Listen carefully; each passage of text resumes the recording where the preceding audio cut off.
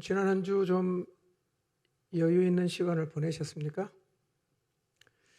저도 지난주는 복음 집회를 앞두고 마음이 많이 쫓겼는데 지난주는 바쁘긴 했지만 마음의 여유를 가지면서 한 주를 보냈습니다. 세 번의 복음 집회가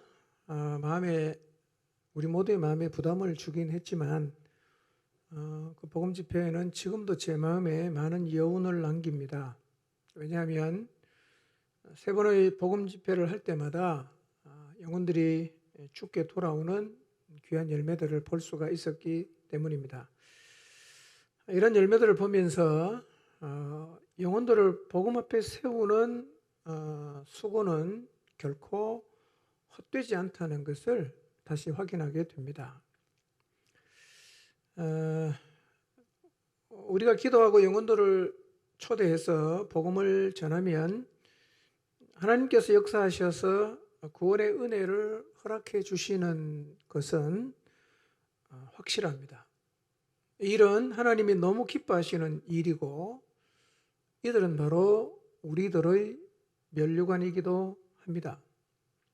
그러므로 이 땅에 사는 동안 영혼을 구원하고 건지는 일은 절대로 쉬지 말아야 합니다. 벌써 9월의 하순을 향해 달려가고 있습니다. 추석 연휴를 마치면 곧 10월이 되고 얼마 지나지 않으면 2021년을 마무리하게 되는데 세월이 정말 시위를 떠난 화살처럼 날아가고 있습니다. 2021년이 하나님 앞에서 부끄럽지 않도록 남은 시간도 하나님이 보여주신 표대를 향해 열심히 달려가야 하겠습니다. 이제 우리가 어디를 향해 달려가야 할까요? 먼저는 흐트러진 우리의 모습을 가다듬는 일을 해야 하고요. 그 다음에 목장과 교회를 살리는 일을 해야 합니다. 목장과 교회가 살아나는 일이 우선 되는 게 중요한 이유는 그것이 기본이 되어야 교회가 감당해야 할 일을 제대로 할 수 있기 때문입니다. 그래서 지금부터 우리의 마음을 모아서 10월의 부흥을 경험하기 위해 달려가고자 합니다. 10월의 부흥을 위한 일에 마음을 모아주시기를 바랍니다. 그런데 10월의 부흥을 경험하려면 9월을 잘 보내야 합니다.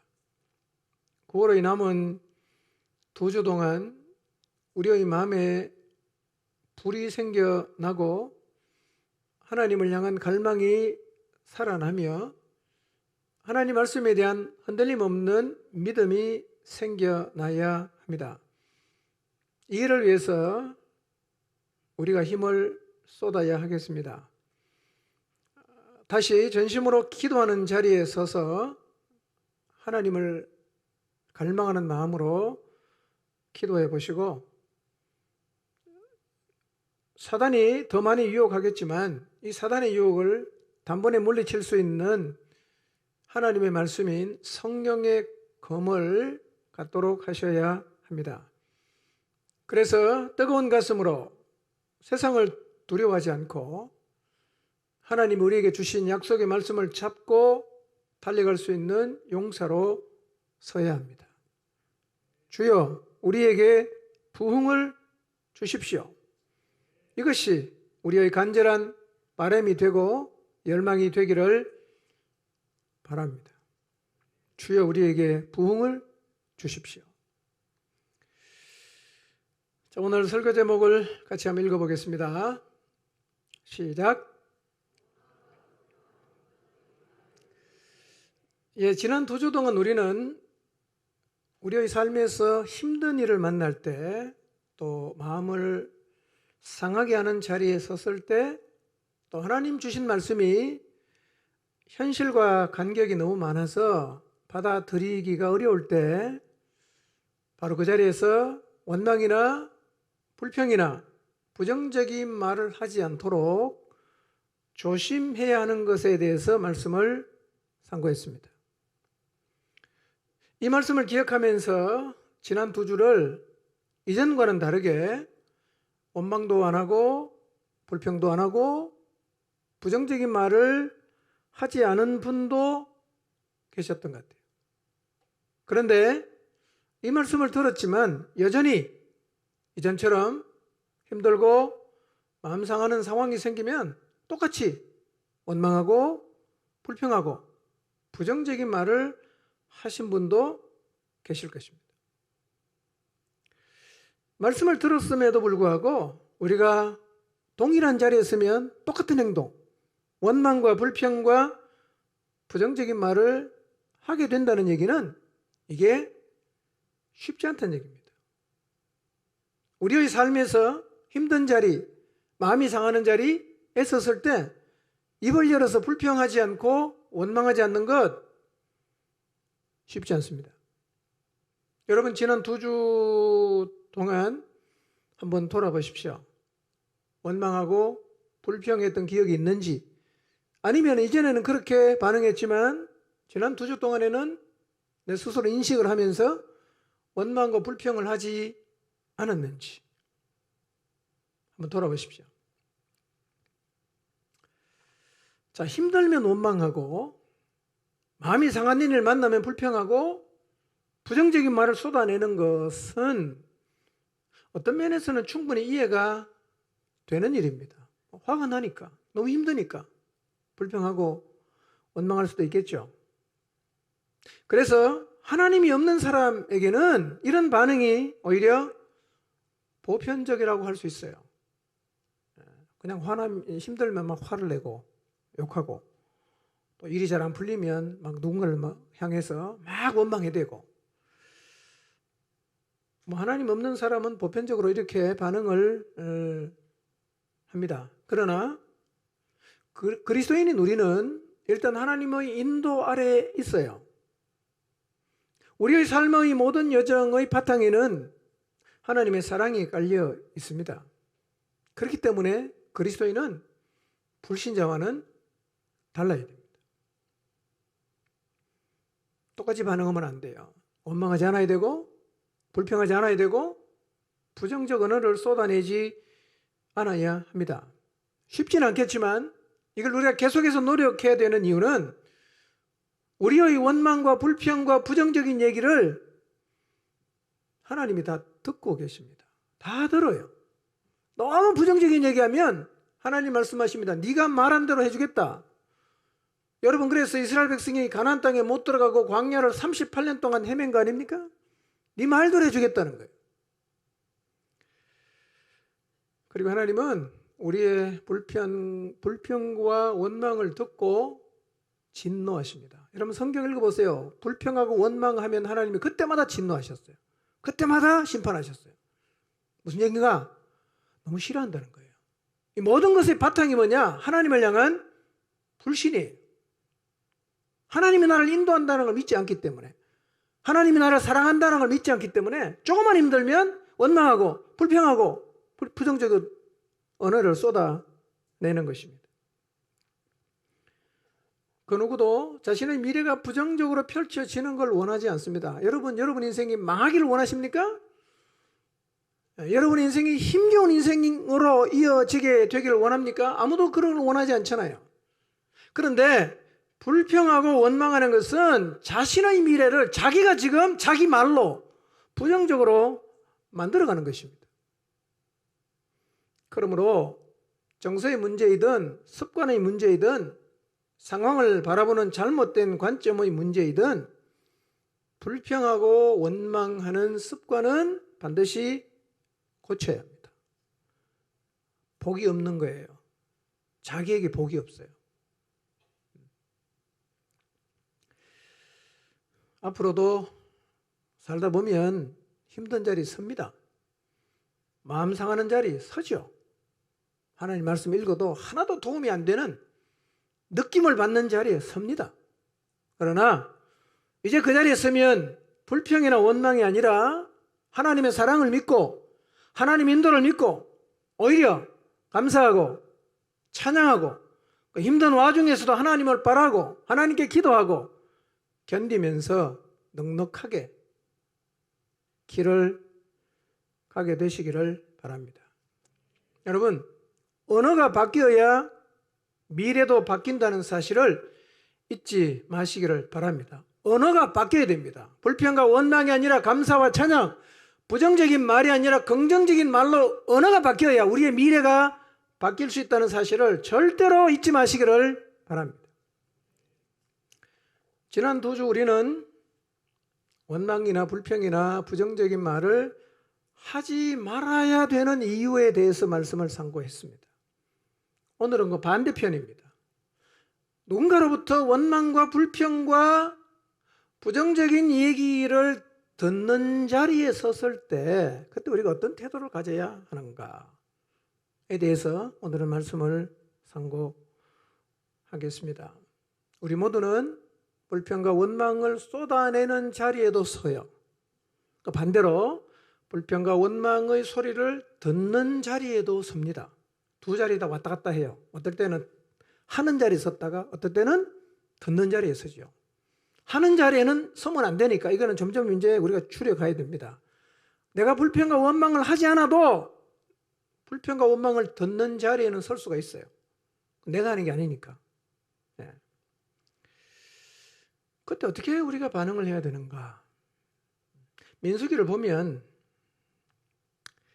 이스라엘 백성은 모세를 향해서 원망과 불평과 반역과 부정적인 말을 엄청나게 자주 쏟아냈어요. 이걸 다 듣는 입장에 있었던 모세는 굉장히 힘들어했습니다. 그리고 스트레스를 정말 많이 받았어요. 여러분, 모세는 신이 아니잖아요. 우리가 똑같은 사람이에요. 예. 아마 지금 살아있으면 우리 중에 그냥 나이 많은 어른처럼 생겼어요. 똑같은 인간이고 감정이 있으니까 계속 누군가를 향해서 누군가가 원망하고 불평을 쏟아대면 그 속이 다 상하죠. 스트레스 받죠. 굉장한 스트레스를 받았어요. 모세도. 힘들어했습니다. 민수기를 쭉 읽으면서 한편으로는 이렇게 하나님과 대면해서 말을 했던 이 모세와 같은 사람도 백성들에게 이렇게 시달리는구나. 불평과 원망과 부정적인 말을 하고 말도 안 되는 소리로 그냥 막 대드는 이런 자리에 자주 서는구나 하는 걸 보면 이래서는 안 될 수도 있는데 참 위로가 돼요. 모세도 그랬구나. 그러면 괜찮다. 이런 생각이 들고요. 또 한편으로는 이 모세의 인간적인 고뇌, 아픔이 굉장히 깊게 느껴져서 마음이 참 짠했어요. 참 모세가 힘들었겠다. 여러분, 이런 불평과 원망을 들으면서 모세가 얼마나 힘들어했는가? 모세의 고뇌를 엿볼 수 있는 말씀이 있는데요. 한번 보겠습니다. 민수기 11장 10절에서 15절인데 읽진 않겠습니다. 귀로는 듣고 눈으로는 읽어보십시오. 모세가 지금 하나님 앞에 하소연하는 기도인데요. 이 모세의 기도를 살펴보면 이 반복되는 백성의 불평과 원망으로 인해서 모세가 지금 굉장히 힘겨워하고 있어요. 너무 힘들어하고 있습니다. 10절을 보십시오. 백성의 온 종족이 각기 자기 장막 문에서 울고 있어요. 왜 우냐? 고기가 없다는 거예요. 고기 먹고 싶다는 거예요. 고기 내놔라는 거예요. 모세 보고 고기 내놔라. 고기 먹고 싶다. 울고 있어요. 성경은 이렇게 말합니다. 이러므로 여호와의 진노가 크고 모세도 기쁘지 않았어요. 모세 마음도 우울하죠. 이런 회중의 모습들이 모세에게 어떻게 다가왔는가? 큰 짐으로 다가왔어요. 모세는 그 회중들을 보면서 굉장한 무게를 느낍니다. 내가 이 사람들을 어떻게 데리고 가지 이거? 너무너무 힘들다.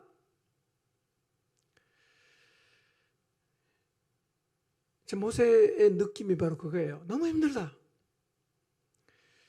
사역을 하다 보면 누구나 다 마찬가지인데요. 이 사역이 큰 짐으로 다가올 때가 있어요. 너무 힘겨워. 더 이상 못 갈 것 같은 느낌을 가질 때가 있습니다. 언제 그런지 아십니까? 여러분, 사역을 하면서 순종하고 함께 가는 사람을 보면 사역자가 굉장히 힘이 나요. 너무너무 기쁨으로 갈 수 있어요. 그런데 사사건건 불평하고 원망하고 부정적인 말을 하고 지도자를 공격하면요, 이게 쌓이면 어느 날에는 태산같이 느껴집니다.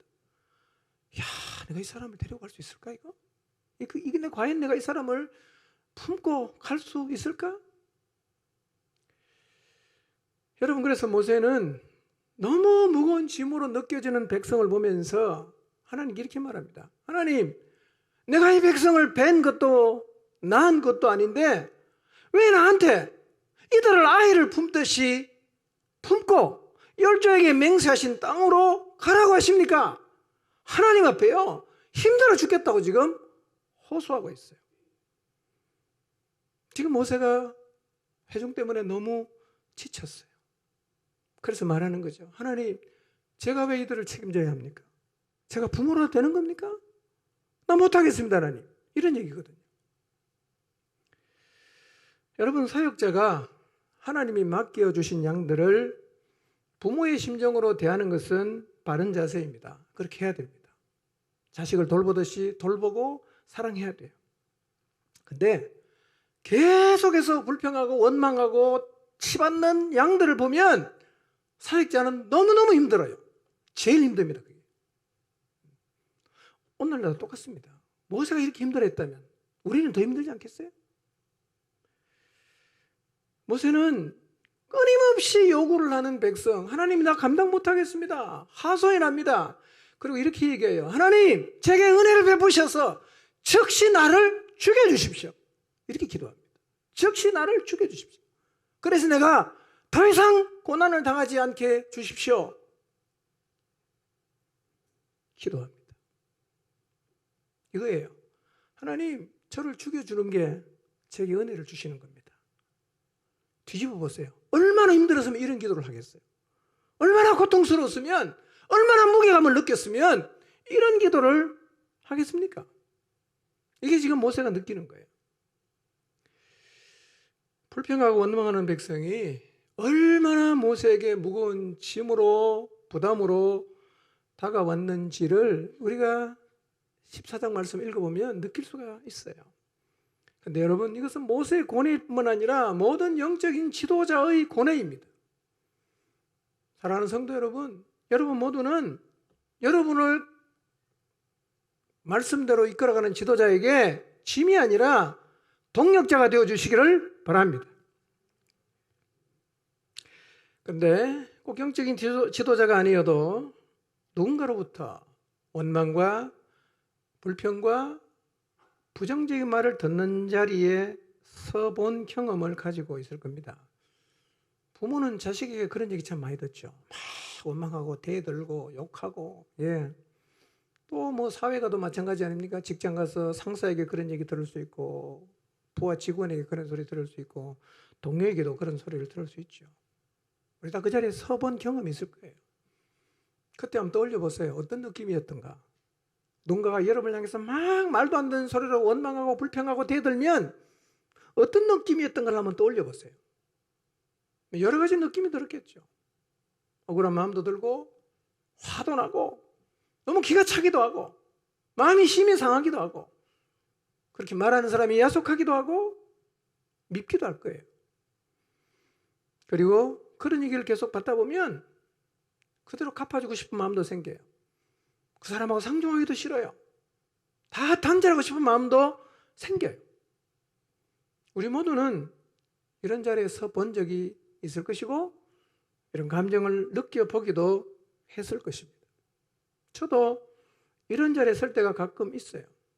이런 자리에 서면 마음이 상해요. 서운하기도 하고 때로는 억울한 마음도 들고 사역이 참 힘겨워지기도 합니다. 자, 그러면 우리가 이런 자리에 섰을 때 어떻게 반응해야 할까요? 이 자리에 섰을 때 안 설 수는 없어요. 다 섭니다. 앞으로도 살면서 이런 자리에 여러 번 서게 될 거예요. 이런 자리에서 어떻게 반응하는 것이 가장 잘 반응하는 것일까요? 오늘은 백성의 반복되는 원망과 불평과 반역과 부정적인 얘기를 듣는 자리에 섰던 모세가 어떻게 반응했던가 하는 것을 통해서 두 가지입니다. 하나는 모세가 이 회중 앞에서 보인 반응이 크게 세 가지인데요. 두 개는 우리가 배워야 돼요. 근데 한 개는 경고를 받아야 됩니다. 세 개 중에 두 개는 배워야 되고 한 개는 경고를 받아야 됩니다.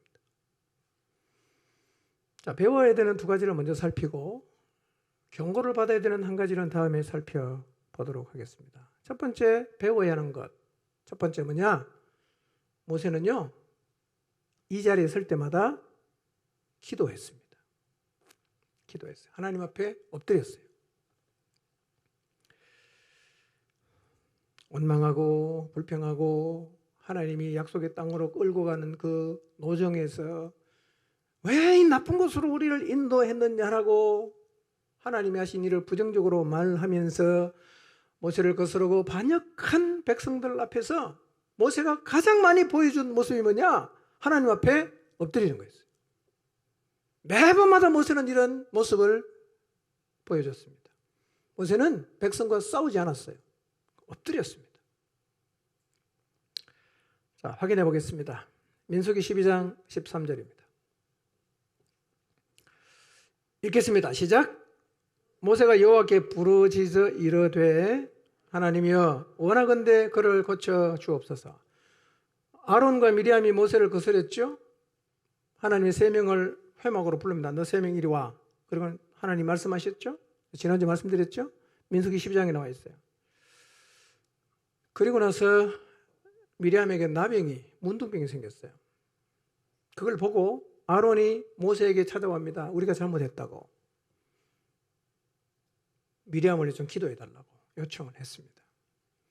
모세는 즉시 하나님 앞에 어떤 마음이 있는지 정확히는 잘 모르겠어요. 하나님 앞에 기도했습니다. 하나님, 미리암에게 내린 문둥병을 고쳐주십시오.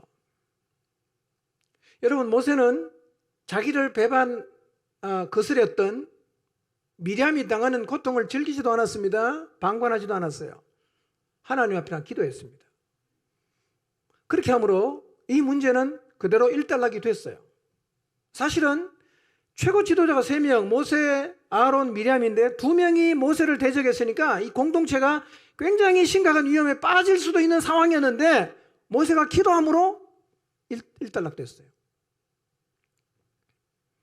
그런데 이런 상황에서 자신을 거슬렸던 미리암을 위해서 기도하는 것은 보통 내공이 아닙니다. 이 기도는요, 아무나 할 수 없습니다. 아무나 할 수 없어요. 우리의 속마음은 방관하고 싶을 수도 있어요. 그래, 잘 됐다. 네 그렇게 대들던 애만 봐봐. 내버려두고 싶은 마음도 있어요. 모세는 기도하잖아요. 보통 내용이 아닙니다. 민수기 14장 1절에서 5절 말씀 보면 읽지는 않습니다. 화면에 뜨면 노란 글씨를 좀 유의해서 보시면 좋습니다. 이스라엘 온 회중이 모세와 아론을 향해서 악한 말로 원망하는데요. 원망이 너무 비슷해요. 우리가 애굽 땅에서 죽었거나 광야에서 죽었으면 좋았을 것을 어찌하여 여호와가 우리를 그 땅으로 인도하여 칼에 쓰러지게 하려 하는가? 거기 들어가면 우리 찾아가다 사로잡힐 거다. 그러니까 애굽으로 돌아가는 게 낫다. 그러면서 자기끼리 말합니다. 우리가 한 지휘관을 세워서 애굽으로 돌아가자. 여기서 모세가 어떻게 반응해야 됩니까? 돌아가자는데. 왜 우리를 내버려 두지 않고 데리고 나와서 죽게 만드는가? 힘들게 하는가? 여러분, 참 모세가 볼 때는 기가 찬 원망과 불평이죠. 그때 모세와 아론은 어떻게 합니까? 5절에 보세요. 모세와 아론이 이스라엘의 온 회중 앞에서 엎드렸습니다. 엎드리더란 말은 기도했다는 말이에요. 탁 엎드립니다. 모세는 폭도가 된 백성들 앞에서 대항하지 않습니다. 모든 상황을 하나님께 맡기고 기도했어요. 이것이 모세가 늘 반복했던 행동이었어요. 그런데 하나님이 가만 계시지 않으셨어요. 이 얘기를 다 들으시고 하나님이 진노하십니다. 그리고 이렇게 말씀하십니다. 내가 이 백성을 다 진멸하겠다. 그리고 모세 너를 통해서 새로운 민족을 만들겠다.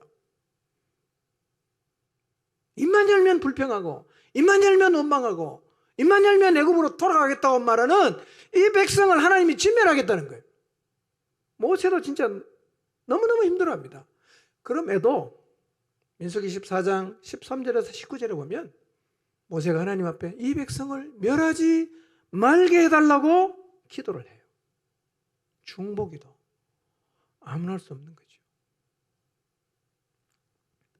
기도의 내용은 이거예요. 하나님이 기적을 통해서 이 백성을 이끌어내신 것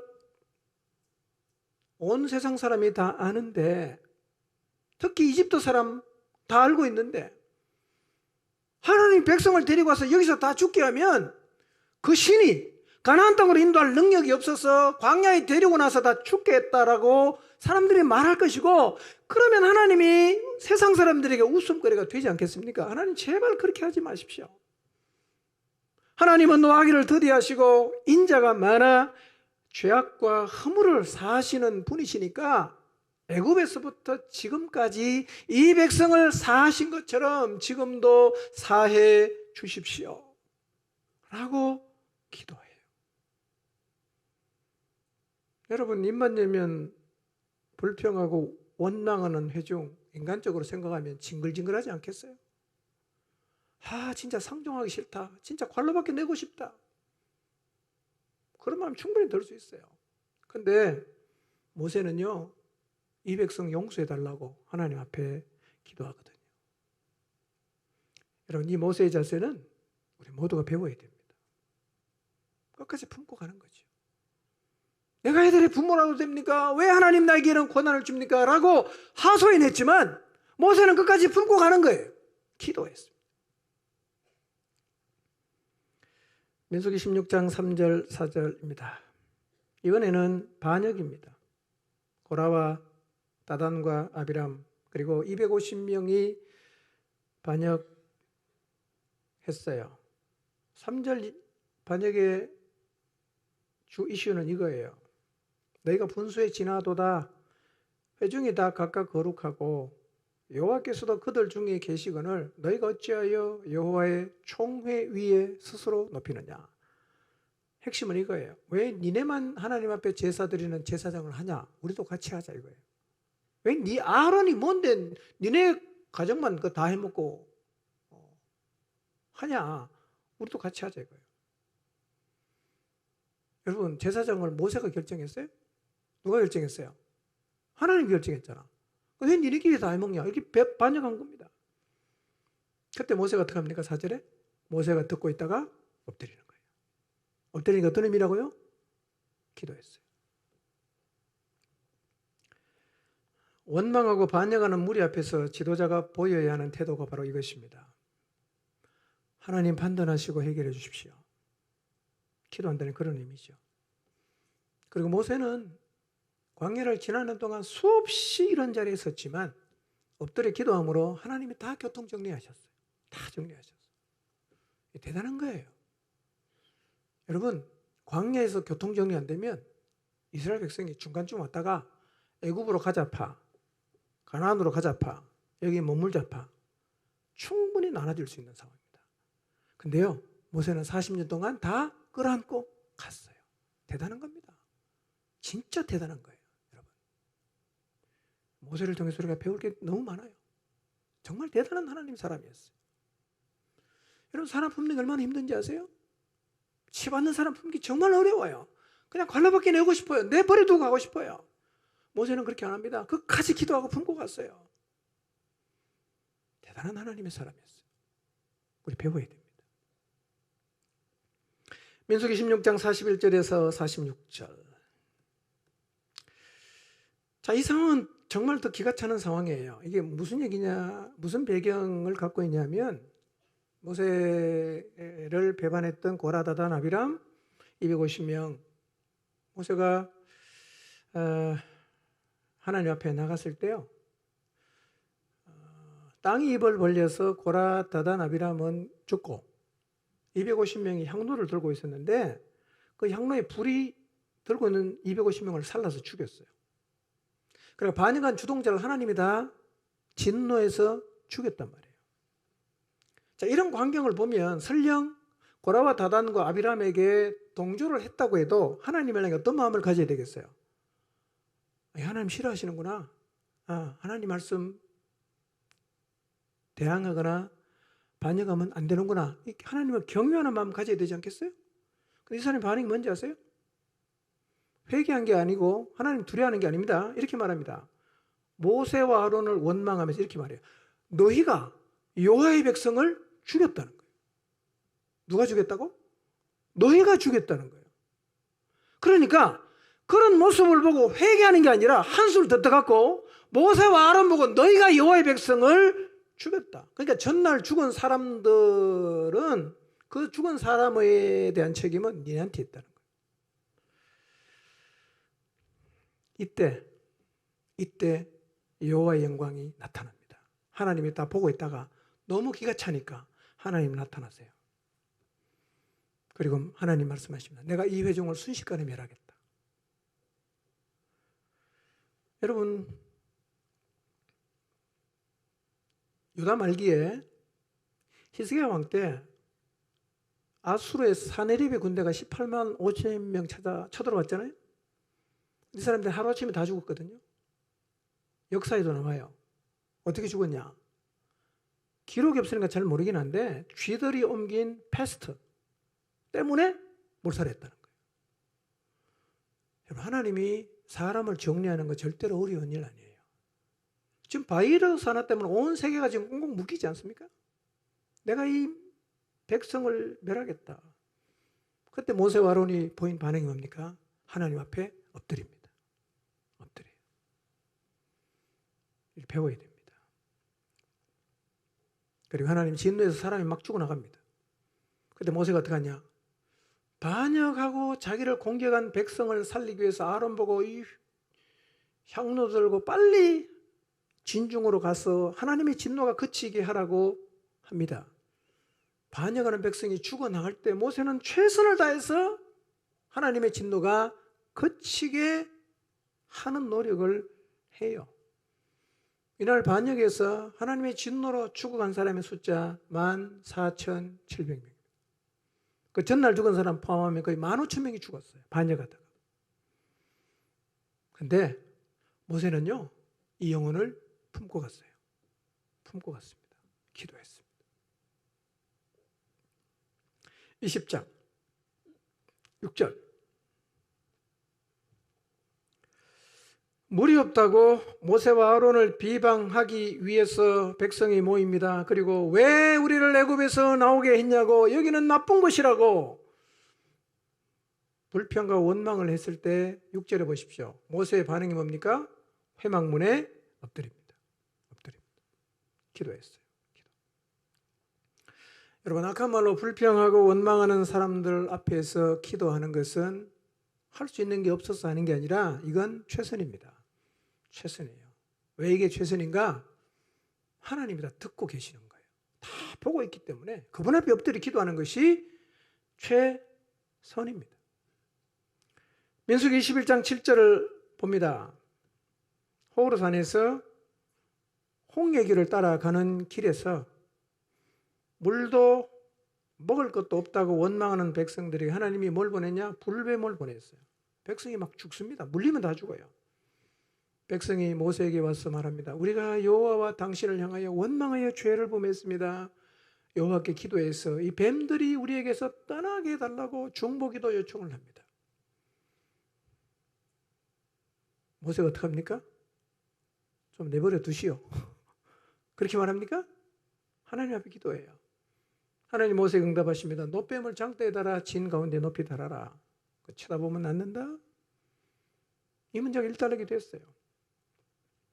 이렇게 원망하고 불평하고 반역하는, 정말 모세 입장에서는 숨막히는 소리를 회중들이 했을 때 모세가 가장 먼저 일관되게 보인 반응이 뭐냐? 하나님 앞에 기도하는 거였어요. 기도. 그리고 하나님은 모세가 기도했을 때 이 문제를 해결하셨습니다. 여러분, 우리도 불평하고 원망하는 사람 앞에 섰을 때, 부정적인 말을 하는 사람 앞에 섰을 때 하나님 앞에 엎드려 기도해야 되는데, 문제는요, 우리의 감정이 하나님 앞에 엎드려 기도하지 못하게 한다는 거예요.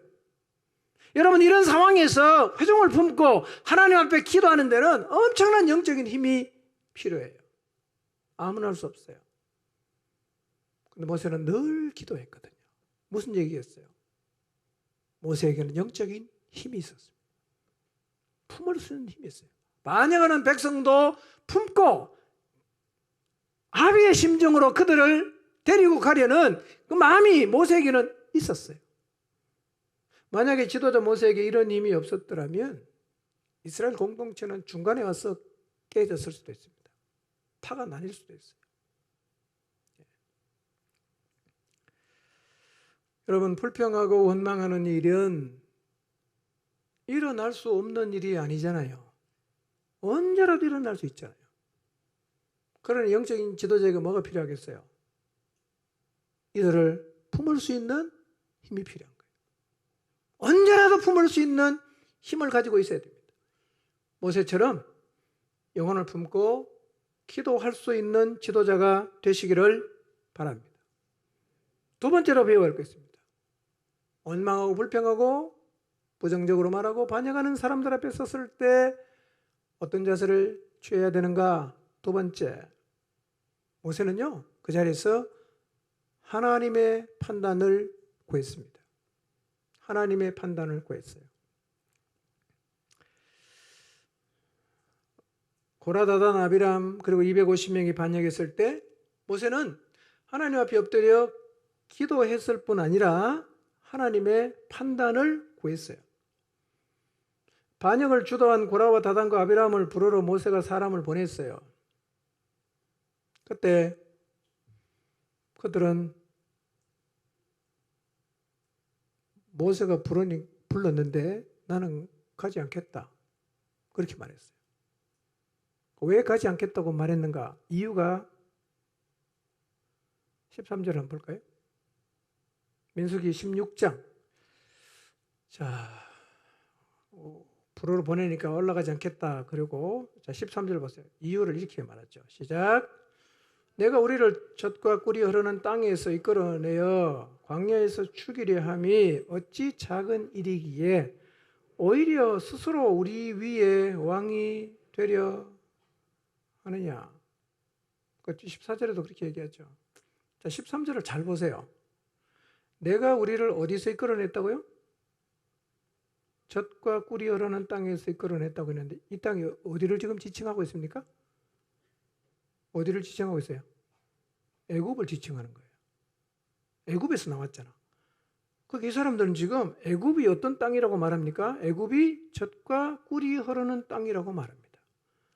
왜 우리를 그 좋은 땅에 살게 내버려두지 데리고 와서 이 광야에서 죽이려고 하느냐? 이게 어떻게 작은 일이기에 너희가 오히려 스스로 우리 위에 왕이 되려고 하냐? 이게 첫 번째 원망의 이슈예요. 뿐만 아니라 14절에서 이렇게 말합니다. 우리를 젖과 꿀이 흐르는 땅으로 인도하여 들이지도 않고 밭도 포도원도 우리에게 기업으로 주지 아니하니 내가 이 사람들의 눈을 빼려느냐 그랬어요. 눈을 뺀다는 말은 히브리 속은데요, 이런 뜻입니다. 속인다는 뜻이에요. 그러니까 이 사람들이 모세와 아론을 향해서 비방하는 게 두 가지예요. 한번 들어보세요. 이 말이 이게 근거가 있는 얘기인지 아니면 진짜 숨 넘어가는 얘기인지. 첫 번째, 당신들이 스스로 우리 위에 왕이 되려고 한다. 여러분, 모세가 백성의 왕이 되려고 했습니까? 두 번째, 출애굽 사건을 포함해서 이 모든 일이 모세의 사기극이다. 사기극이다. 그러니까 우리는 이제 더 이상 당신 같은 사기꾼에게 속지 않기 위해서 당신이 부르는 자리에 갈 수 없다. 이렇게 말했어요. 여러분, 모세가 일생일 때 가장 큰 수모를 지은 게 그거예요. 너무너무 화가 났어요. 전혀 사실이 아니잖아. 네가 왕이 되려고 하냐? 우리한테 계속 사기치냐? 여러분, 모세가 그렇게 했습니까? 전혀 근거도 없는 얘기잖아. 이렇게 얘기를 하는 거예요. 모세가 너무너무 화가 났습니다. 너무 힘들었어요. 그 모세가요, 평소와 다르게 기도합니다. 이렇게 기도합니다. 15절 한번 볼까요? 읽어보겠습니다. 시작. 모세가 심히 노하여 여호와께 여짜오되 주는 그들의 헌물을 돌아보지 마옵소서. 나는 그들의 나귀 한 마리도 빼앗지 아니하였고 그들 중에 한 사람도 해하지 아니하였나이다. 너무 모세가 화가 났어요. 헌물을 돌아보지 말라는 얘기는 하나님 그들과 친밀한 관계에 맺지 말아 주십시오. 너무 화가 났어요. 그리고 하소연 나는 거죠. 나는 백성에게 나귀 한 마리도 안 빼앗았고 한 명도 내가 해친 적이 없습니다. 뭔 얘기냐? 저는 왕으로 군림한 적이 없습니다. 그렇게 얘기하는 거예요.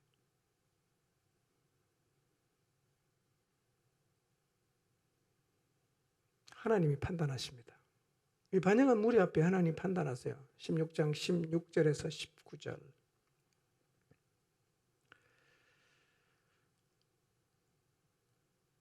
마지막 순간까지 고라와 회중이 아론을 대적했거든요. 19절 보세요. 고라가 온 회중을 회망문에 모아놓고, 그러니까 고라와 다단과 아비람과 250명만 여기 동조한 게 아니라 누구도 동조합니까? 회중도 동조했어요. 아마 주석가들은 전체 회중은 아니지만 일부 회중도 이 반역에 참여했다고 봐요. 그러니까 조직적으로 지금 모세와 아론에게 대적해요. 그때 하나님이 나타나서 회중을 멸하겠다. 모세가 뭡니까? 중보기도 하죠. 그러니까 여기서 우리가 주의해서 봐야 될 것은요, 모세는요 조직적으로 반역하는 무리들을 향해서는 매우 적극적으로 대응합니다.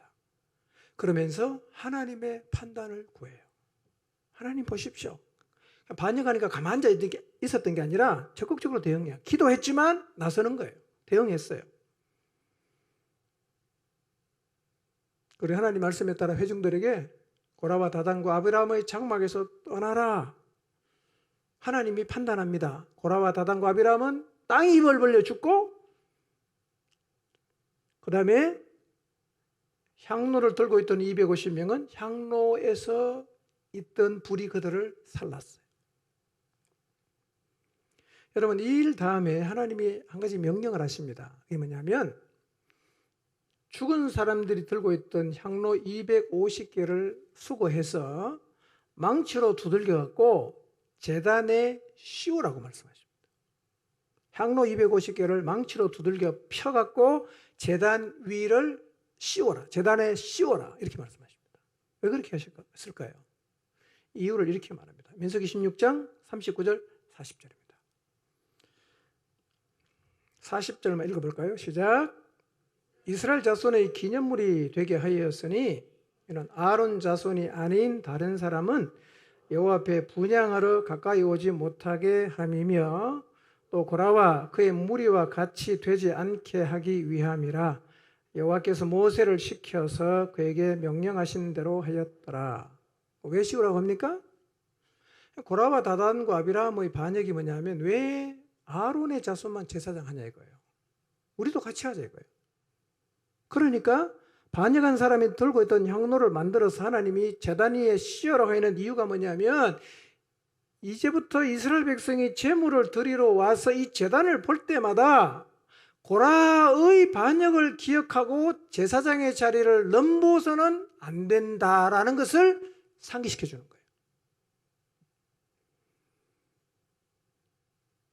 여러분, 모세는 원망하고 불평하는 상황의 대부분을 기도로 해결했어요. 그러나 조직적으로 반역하거나 계속해서 세를 형성해서 대적을 했을 때는 기도했을 뿐 아니라 적극적으로 나서서 상황을 정리했지만 최종적으로는 하나님의 판단을 구했어요. 이게 두 번째 대응 방법입니다. 여러분, 우리가 한 공동체에서 합심하여 하나님의 사역을 이루어 가야 하는 것 사실입니다. 그러나 어느 공동체든 위계 질서가 있습니다. 그리고 각자가 받은 소명과 직분에 따라서 할 일과 할 수 있는 일이 다르다는 사실을 인정을 해야 됩니다. 이걸 넘어가려고 하면 고라와 다단과 아비람 같은 사람이 되는 것입니다. 자, 이번에는 모세를 통해서 경고를 받아야 하는 부분입니다. 모세의 실수입니다. 안타깝지만 모세가 보인 세 번째 반응이 뭐냐? 너무 화가 났어요. 감정적으로 대응했습니다. 이게 모세의 실수였어요. 우리에게 경고가 되어야 합니다. 민수기 20장 8절에서 11절인데요. 자, 모세가 너무너무 화가 났는데 모세가 왜 화가 났는지는 여러분 집에 가셔서 20장 4절과 5절을 읽어보세요. 그걸 읽으면요, 모세 입장에서 이제 숨 넘어갑니다. 두 번 이렇게 합니다. 너희가 어찌하여?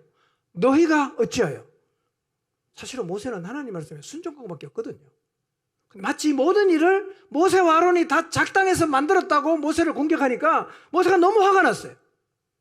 그래서 늘 반역을 겪으면서도 눌러왔던 이 모세의 감정이 그냥 확 폭발했어요. 그래서 20장 8절에 11절을 보면요, 모세가 이렇게 말합니다. 백성을 향해서 이 반역자들아, 이렇게 말합니다.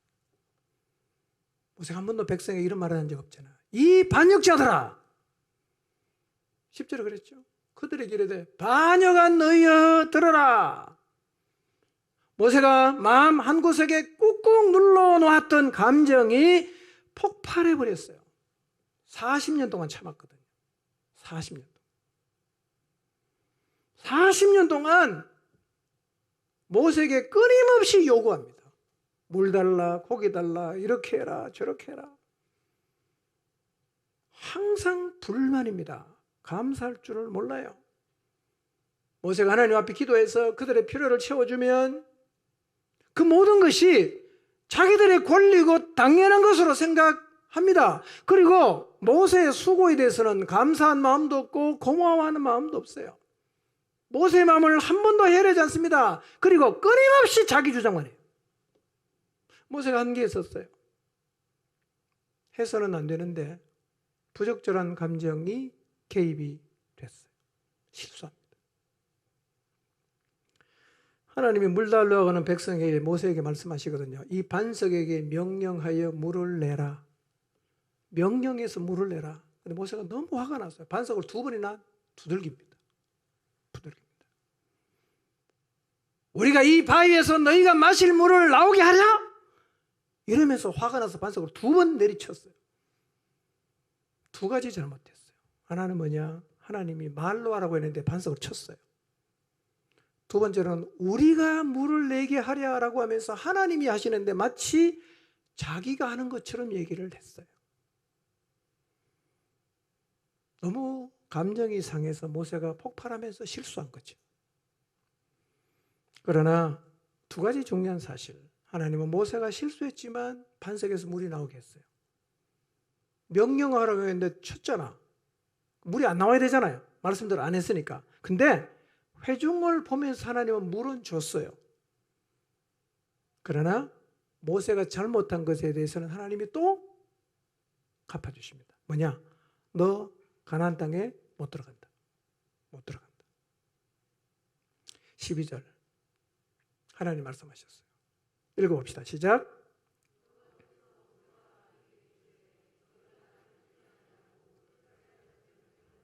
내 거룩함을 나타내지 아니한 고로 너희는 네 회중을 내가 그들에게 준 땅으로 인도하여 드리지 못하리라 하시니라.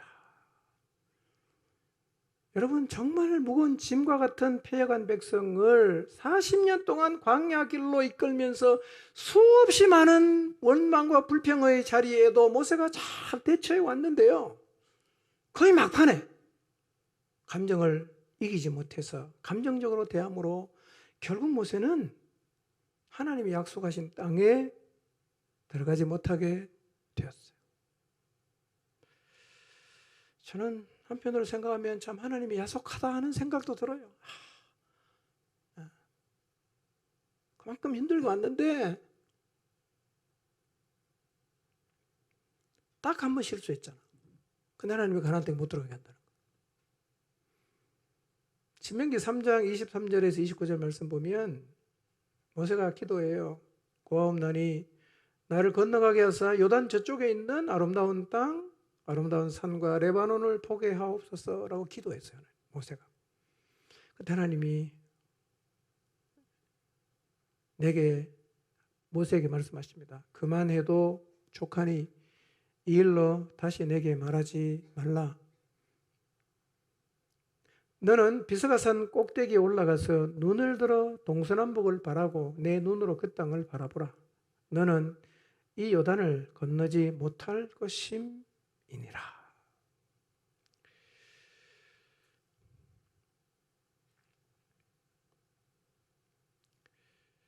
근데요, 하나님이 모세를 가나안 땅에 들어가지 못하게 하셨어요. 이거는 하나님이 모세를 버렸다는 의미가 아니에요. 사역의 한계를 새롭게 정해준 거예요. 너는 가나안 입구까지만 가라. 가라. 근데요, 민수기를 읽어보세요. 이 죄 때문에 아론도 가나안 땅 못 가고 광야에서 죽어요. 미리암도 죽었어요. 모세도 바라보기만 하고 죽었습니다. 사역의 한계를 하나님이 새롭게 정해주신 것이죠. 제 개인적으로는요, 이 말씀을 묵상하면서 이건 어쩌면 하나님이 모세에게 베푼 은혜일 수도 있겠다. 40년 동안 무거운 짐지고 왔으니까 너 이제 여기까지만 하고 쉬어라. 그런 하나님의 마음이 담겨 있을 수도 있어요. 모세는요, 이 하나님의 결정을 담담하게 받아들입니다. 그리고 이 일 후에도 여전히 모세는 하나님에게 순종하고 백성을 이끌어가는 사명을 잘 감당했습니다. 여리고 땅이 보이는 모압 평지까지 모세는 이스라엘 백성을 잘 인도했습니다. 중요한 것은요, 하나님은 지도자들에게도 불순종과 죄에 대한 책임을 물으셨어요. 우리는 모세의 상한 감정 충분히 이해할 수 있지만 그 일로 인해서 모세가 가나안에 들어가지 못하게 되었다는 사실을 기억해야 됩니다. 반복적으로 원망하고 불평하고 그냥 부정적으로 말하고 대드는 사람을 보면 마음이 상하고 힘이 들지만, 그러나 그 자리에서도 격분하거나 감정이 폭발되지 않게 해야 합니다. 왜냐하면 그렇게 하는 것을 하나님이 기뻐하지 않으니까요. 누군가가 품지 않으면 깨지지 않겠어요? 누군가가 끌어안지 않으면 깨지지 않겠습니까? 모세가 끝까지 끌어안고 갔잖아. 하나님 원하는 그거였어요. 여러분, 민수기 12장 3절을 보세요. 모세를 어떻게 표현하는가? 모세는 지면의 모든 사람보다 온유함이 승하더라 그랬어요. 지면에 이 땅에 살고 있는 누구와 비교해도 정말 온유한 사람이 모세였어요. 그런데 그렇게 온유했던 모세가 이 자리에서 실수한 것을 보면 불평하고 원망을 습관처럼 해대는 사람 앞에서 바르게 반응하는 것이 얼마나 어려운지를 우리가 알 수 있지 않습니까? 그 일이 얼마나 힘든 일인가. 그건 조심해야 돼요. 늘 깨어 있어야 됩니다. 그렇지 않으면 자빠지는 거예요. 여러분, 원망하고 불평하는 일, 부정적으로 말하고 거스르고 대드는 일, 오늘날도 계속 일어납니다. 지도자는 이런 자리에 섰을 때 잘 대처할 수 있는 준비를 해야 됩니다. 이런 자리에서 지도자가 어떻게 대응하느냐에 따라서 공동체의 미래가 완전히 달라질 수가 있어요. 저는 모세가 40년 동안 그 백성, 반역하는 백성들, 패역한 백성들을 끌고 오면서 깨지지 않았다는 게 이게 진짜 대단한 일입니다. 대단한 일이에요. 끝까지 다 안고 다 갔잖아요.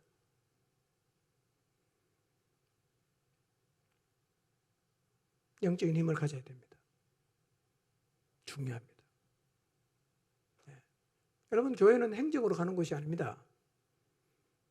원칙만 가지고 되는 것도 아닙니다. 뭐가 필요한가? 영적인 힘이 있어야 됩니다. 품을 수 있는 힘, 나를 힘내게 하는 사람을 위해서 기도할 수 있는 힘, 그들을 용서해달라고 하나님 앞에 중보할 수 있는 힘이 있어야 끌고 갈 수가 있어요. 40년간 패역한 백성을 이끌었던 모세처럼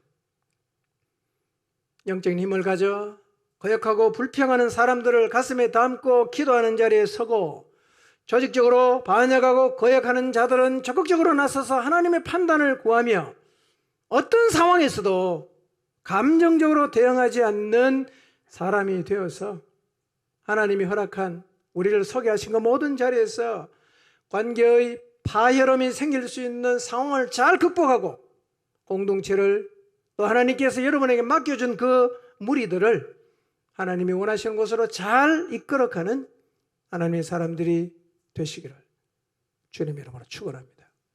기도합니다.